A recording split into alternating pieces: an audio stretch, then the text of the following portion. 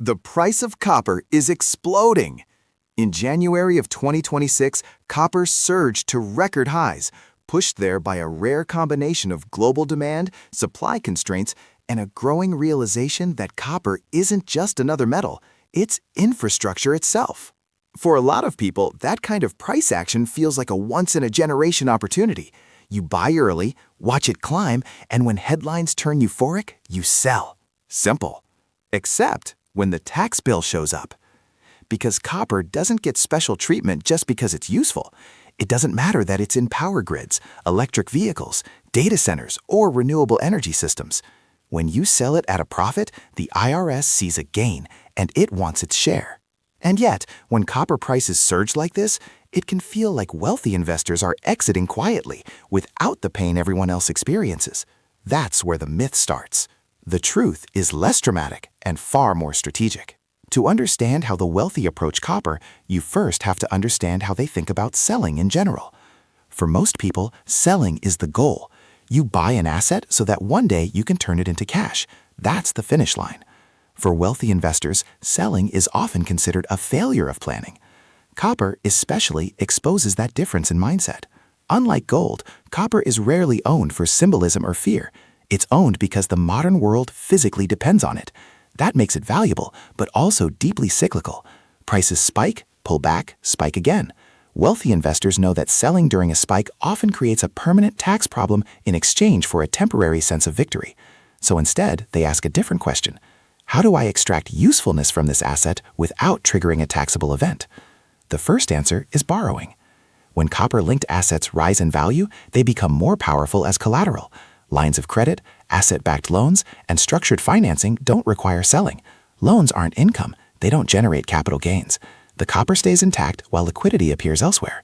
This is why copper rallies don't automatically trigger selling among the wealthy.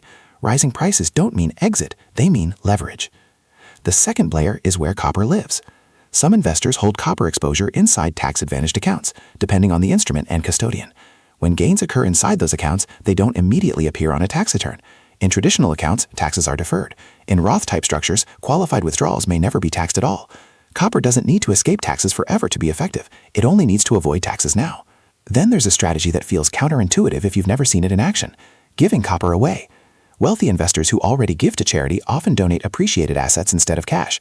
When copper exposure is donated directly to qualified charities or donor-advised funds, the gain is typically never realized. The donor may receive a deduction based on market value, and the charity sells the assets tax-free.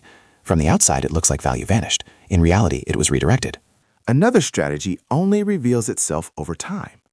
If copper is never sold and instead passed to heirs, the cost basis is generally stepped up to current market value.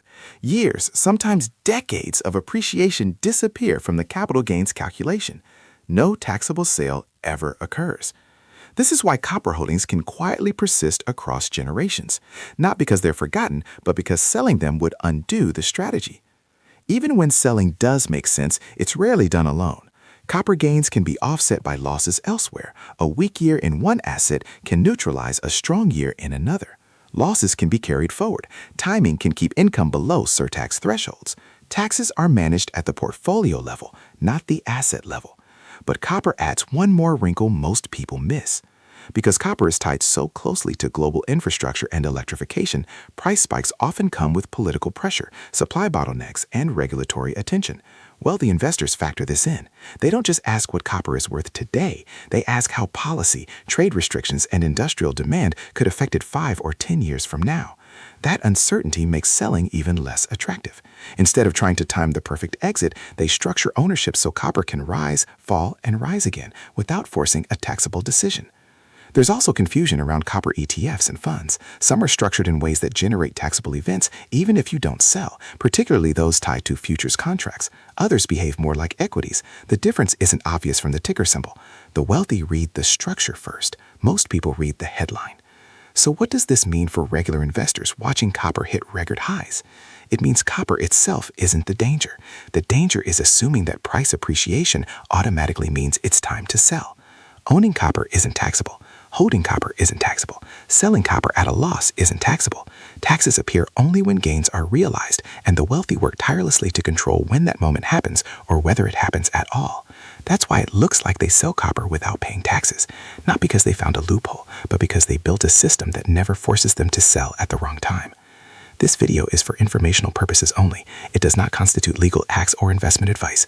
Always follow the law and consult qualified professionals for your personal situation.